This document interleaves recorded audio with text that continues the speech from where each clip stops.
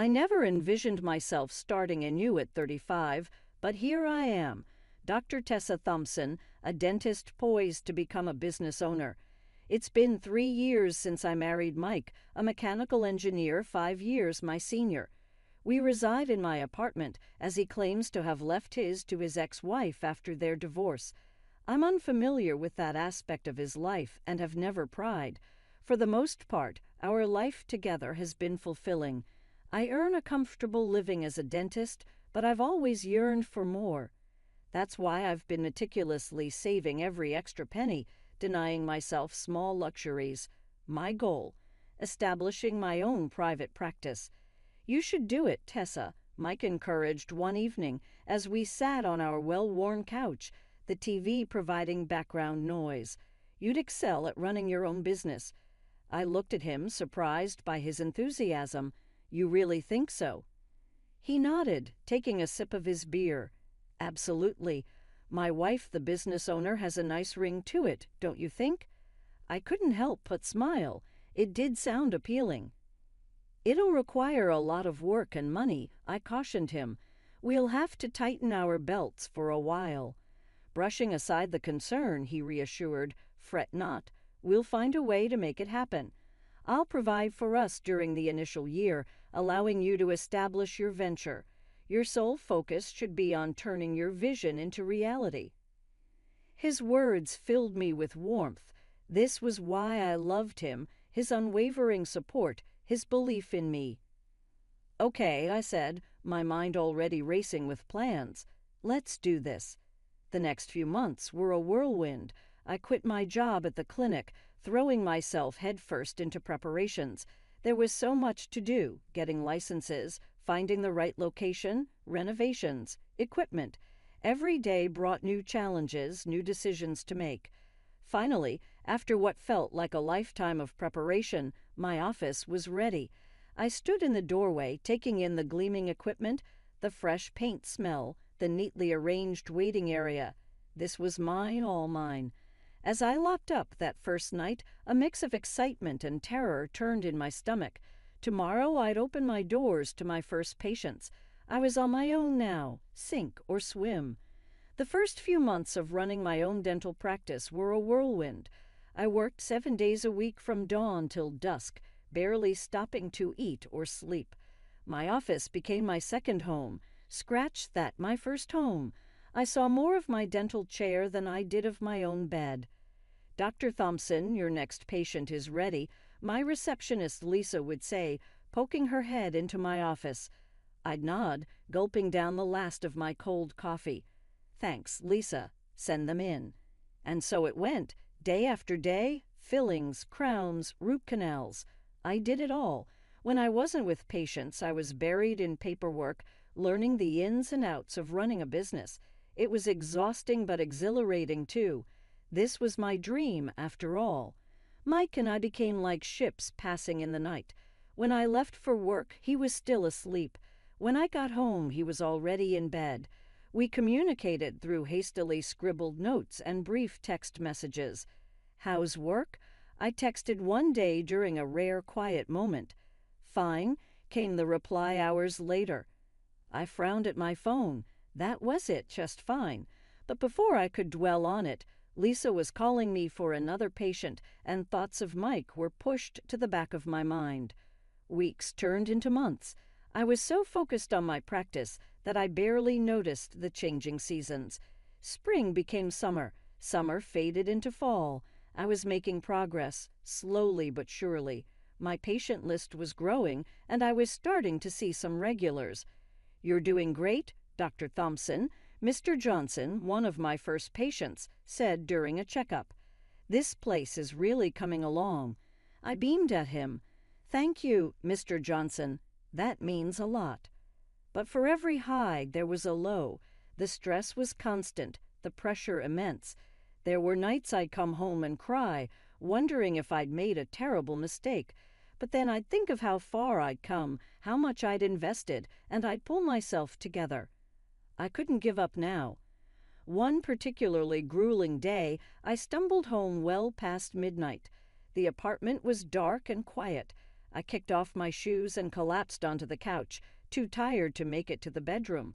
That's when my phone rang. I groaned, fumbling for it in the dark. Who could be calling at this hour? "Tessa, is that you?" It was Mike's mother, Ellen, her voice tight with worry. I sat up, suddenly alert. "Yes, it's me. What's wrong?" "I've been trying to reach Mike all day," Ellen said. "He's not answering his phone. I'm worried sick. There's been some kind of scandal at his work." My heart dropped. "Scandal? What scandal?" "I'm sorry, I don't know anything about this," I said, my mind racing. "I haven't really talked to Mike in a while." There was a pause on the other end of the line. "Oh," Mike's mother said, her voice small. "I see. Well, if you hear from him, please ask him to call me." "Of course," I promised. "I'll talk to him as soon as I can." After we hung up, I sat in the dark, my exhaustion forgotten. What was going on with Mike? How could there be a scandal at his work that I knew nothing about? I found Mike in our bedroom, sitting on the edge of the bed with his head in his hands. He looked up when I entered, his eyes red-rimmed and tired. "We need to talk," I said, my voice sounding strangely calm despite the turmoil inside me. "Your mom called. She said there was some kind of scandal at your work. What's going on, Mike?" He let out a long, shaky breath. "I quit my job, Tessa, about a month ago." The words hit me like a physical blow. "A month? You've been unemployed for a month and you didn't tell me." "I didn't want to upset you," he said, his voice barely above a whisper. "You've been so busy with the practice. I didn't want to add to your stress." I stood up, pacing the room as I tried to process this information. "So what happened?" "Your mom mentioned a scandal." Mike ran a hand through his hair, a gesture I'd seen 1,000 times when he was uncomfortable. "I had a fight with my boss. He was being unreasonable, demanding more and more overtime without compensation. I stood up to him. Things got heated and I walked out. My pride wouldn't let me stay." I wanted to yell, to shake him, to demand why he thought his pride was more important than our financial stability. But looking at him, slumped and defeated, I couldn't bring myself to do it. Instead, I sat back down beside him. "What are you going to do now?" I asked softly. Mike shrugged. "I don't know. I think I might be suffering from burnout. I've been thinking about seeing a psychologist, maybe taking a short break from work to figure things out." Part of me wanted to scream that we couldn't afford a break, that I was already working myself to the bone trying to keep my new practice afloat. But I swallowed those words. Mike needed support, not criticism. "Okay," I said, taking his hand. "If that's what you need, we'll make it work. But Mike, you have to promise me something. No more secrets. I need to know what's going on in your life, good or bad." Mike nodded, squeezing my hand. "Okay, I promise. I'm sorry, Tessa. I should have told you sooner." The next day, I called the clinic where I used to work and asked if they had any part-time positions available. It was a step backward, but we needed the extra income. As I hung up the phone, having secured the part-time position, I looked at Mike. He was on the couch, staring blankly at the TV. "I got the job," I said. "I start next week." He just nodded in response, as if it was something that was taken for granted. The next few months were a blur of exhaustion and stress. I'd wake up at dawn, see patients at my office until early afternoon, then rush to the clinic for my part-time shift. By the time I got home each night, I was dead on my feet. Mike, true to his word, started seeing a psychologist. He talked about burnout and needing time to recuperate. I tried to be supportive, but it was hard not to feel resentful as I watched him lounging on the couch while I worked myself to the bone. One evening, about 3 months after Mike had quit his job, I came home to find him in an unusually good mood. "Tessa," he exclaimed as I trudged through the door, "I've got great news. I got a job. It's with that engineering firm downtown. I start next week." Relief washed over me. Finally, things were looking up. "That's wonderful, Mike," I said, managing a tired smile. "We should celebrate." and celebrate we did. I splurged on a bottle of wine, and for the first time in months, we sat down to a meal together, talking and laughing like we used to. It felt good, like maybe we were getting back on track. But my relief was short-lived. A month into his new job, Mike came home fuming. "I quit," he announced, throwing his briefcase onto the couch.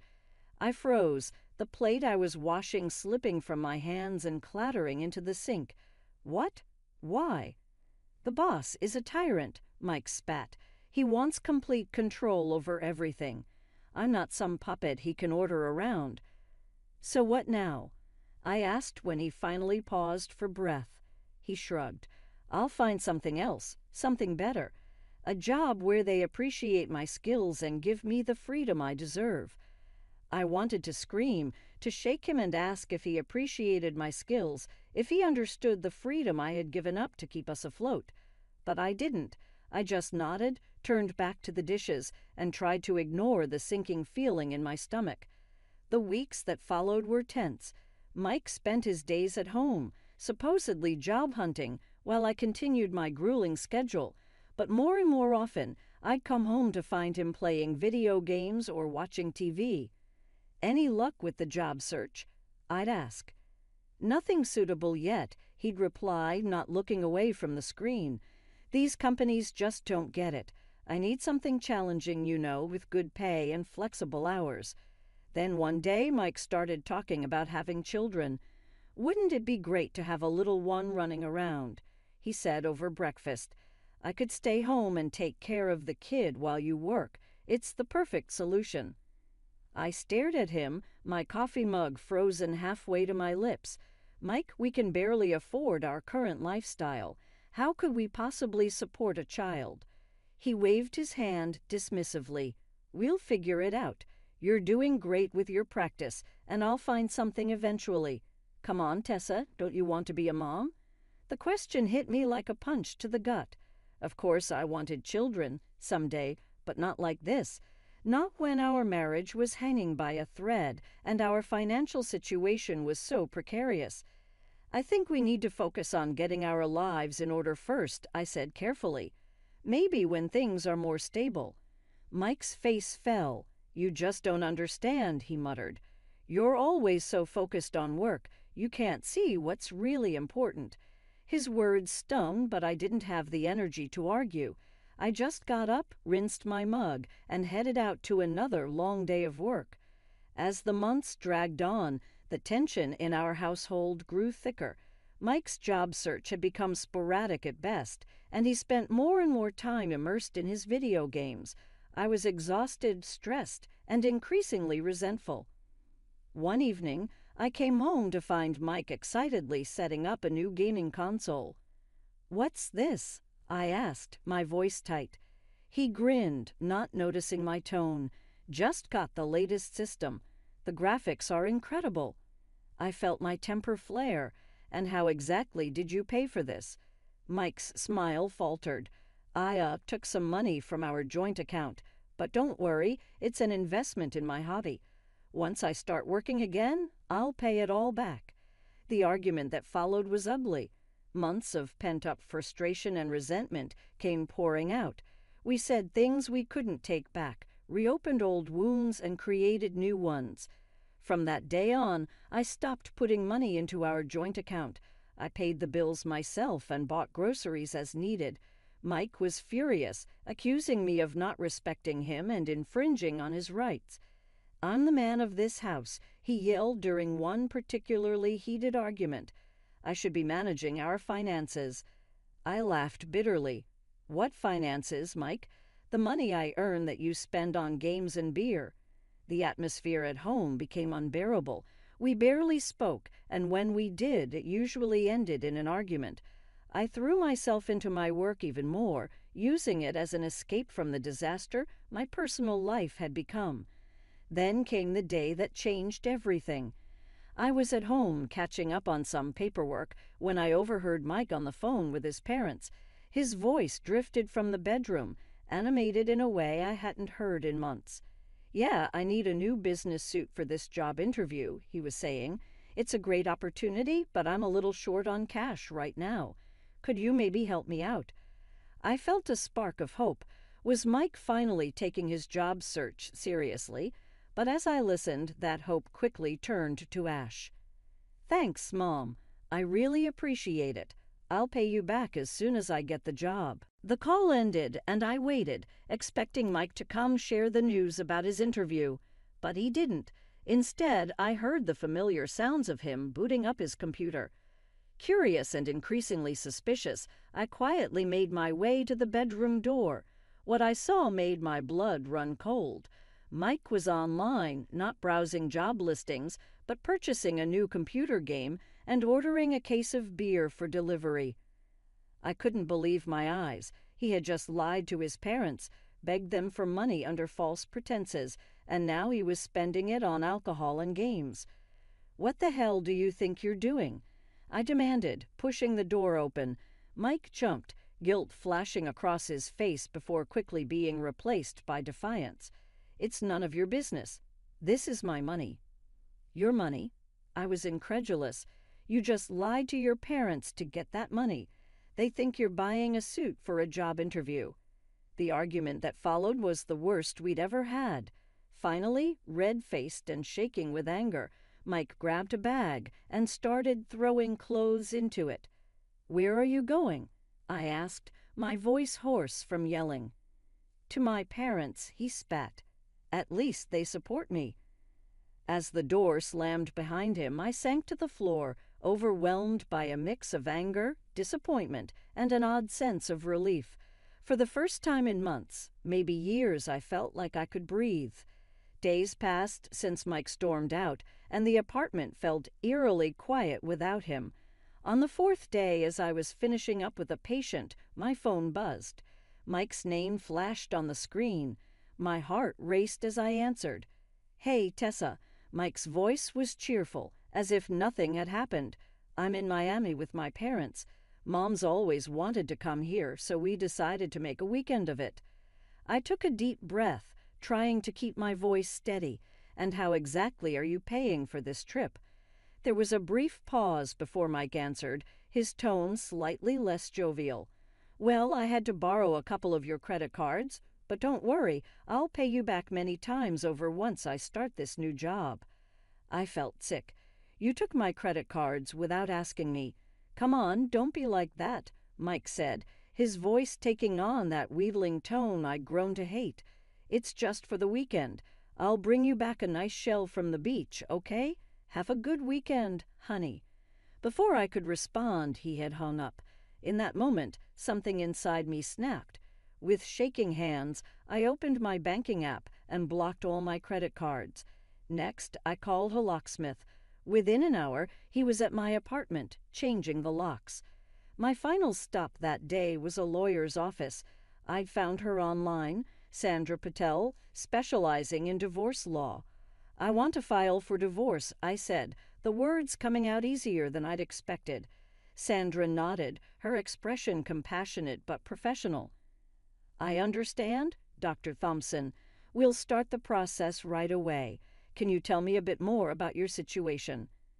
By the time I left her office, the divorce papers were being drawn up. As I stepped out onto the street, the late afternoon sun warmed my face. I felt something I hadn't experienced in a long time: hope. The sun had long set when my phone rang again.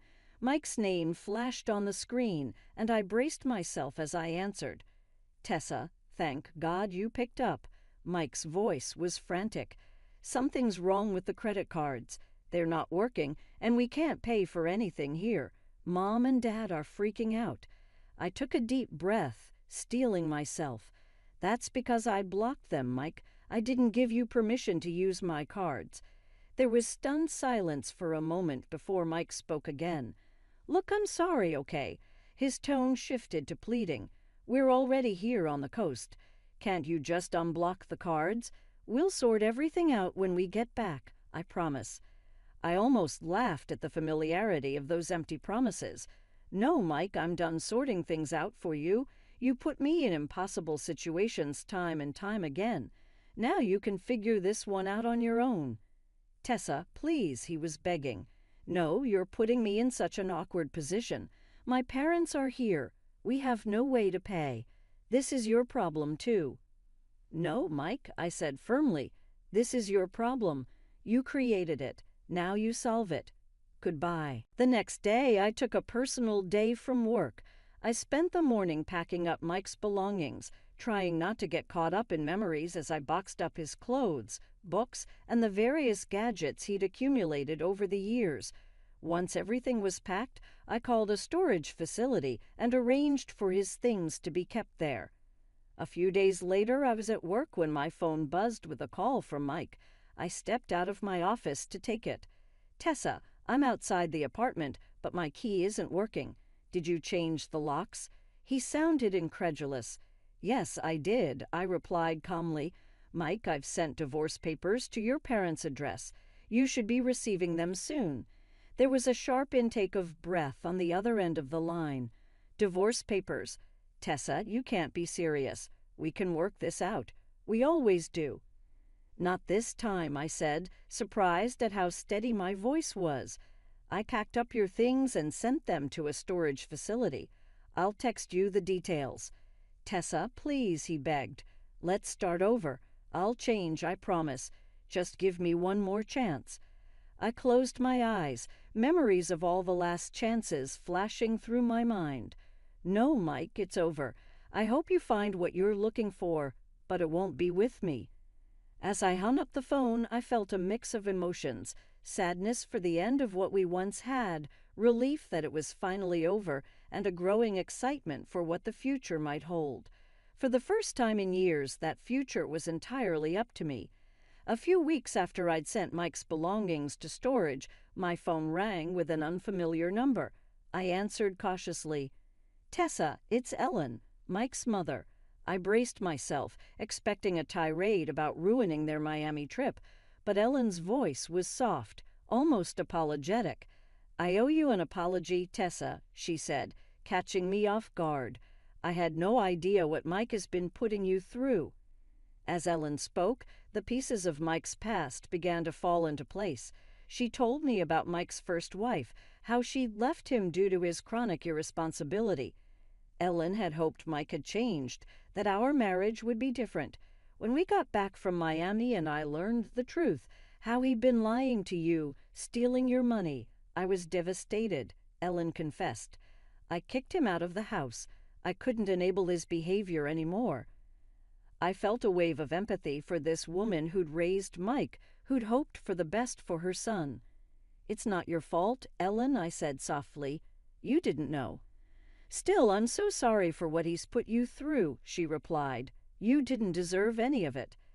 After we hung up, I sat in silence, processing the conversation. It was oddly comforting to know that I wasn't alone in being disappointed by Mike. In the weeks that followed, Mike made several attempts to reconcile.